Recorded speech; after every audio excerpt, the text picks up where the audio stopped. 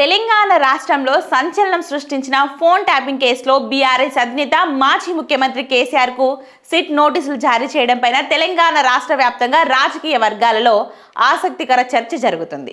ఇదే సమయంలో కేసీఆర్ కు సిట్ నోటీసులు జారీ చేయడంపైన తెలంగాణ జాగృతి అధ్యక్షురాలు కల్వకుంట్ల కవిత షాకింగ్ కామెంట్స్ చేశారు.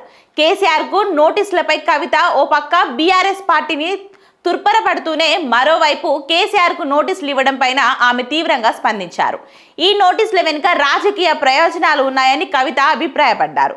ప్రతిపక్షాలను అణిచివేసే ప్రభుత్వం అనుసరిస్తున్న తీరుపైన కవిత పలు అనుమానాలు వ్యక్తం చేశారు. మున్సిపల్ ఎన్నికల సమయంలో కేసీఆర్ కు నోటీసులు ఇవ్వడం రాజకీయ కుట్ర అని కవిత అభిప్రాయపడ్డారు. ఫోన్ ట్యాపింగ్ పైన కవిత అభిప్రాయం ఇదే ఎన్నికల సమయంలో ప్రతిపక్షాన్ని ఇబ్బంది పెట్టడమే ప్రభుత్వ లక్ష్యంగా ఉందని కవిత ఆరోపించారు.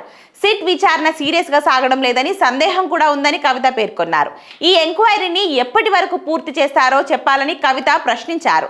ఫోన్ ట్యాపింగ్ అనేది ఏ రకంగా చూసినా బాధాకరమైన విషయమని, దానిని రాజకీయ అస్త్రంగా వాడుకోవడం సరికాదని కవిత వ్యాఖ్యలు చేశారు.